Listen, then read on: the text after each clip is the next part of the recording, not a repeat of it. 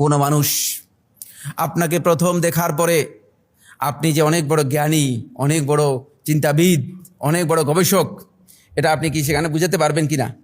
না, সম্ভব নয়। তাহলে একজন মানুষ যখন আপনার সামনে আসবে তিনি কি দেখেন, খুব ভালো করে খেয়াল করুন।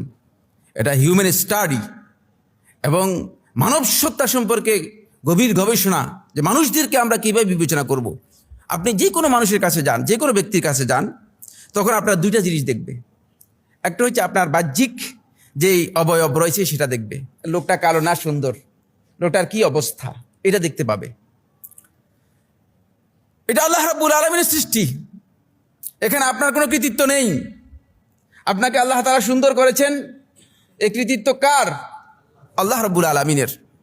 আপনাকে আল্লাহ রাব্বুল আলামিন কোনো কারণে খাটো করেছেন, এটা কার কার বিধান? এটা আল্লাহর বিধানের মধ্যে, এখানে আপনার কোনো কর্তৃত্ব নেই।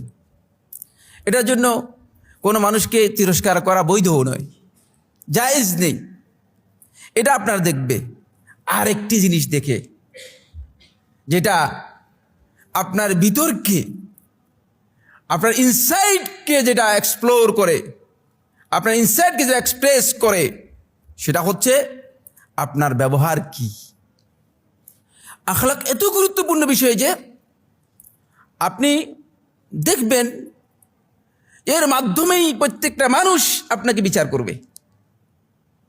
যদি আপনার আখলাক ঠিক না থাকে, আপনার যদি ব্যবহার ঠিক না থাকে, আচরণ ঠিক না থাকে, তাহলে আপনি যতই বড় জ্ঞানী হন না কেন, অনেক বড় বিদ্বান হন না কেন, অনেক বড় সার্টিফিকেট আপনার কাছে থাকুক না কেন, এতে আপনি মূল্যায়িত হবেন না।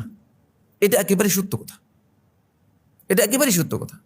হতে পারে যে আপনি ইউনিভার্সিটির প্রফেসর, আপনি একজন সাধারণ শ্রমিকের কাছে লাঞ্ছিত হয়ে যাবেন।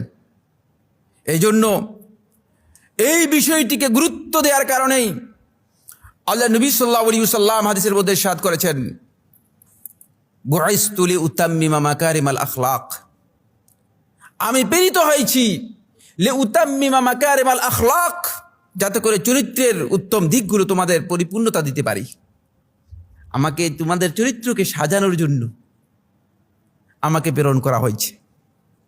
রাসূল সাল্লাল্লাহু আলাইহি ওয়াসাল্লামের প্রেরণের অন্যতম একটি উদ্দেশ্য হচ্ছে এই, শুধু রাসূল সাল্লাল্লাহু আলাইহি ওয়াসাল্লাম নয়, বরং আল্লাহর পক্ষ থেকে যুগে যুগে নবী এবং রাসূলগণ যে এসেছেন, তাদের দায়িত্ব ছিল এটি, তারা মানুষদেরকে তাদের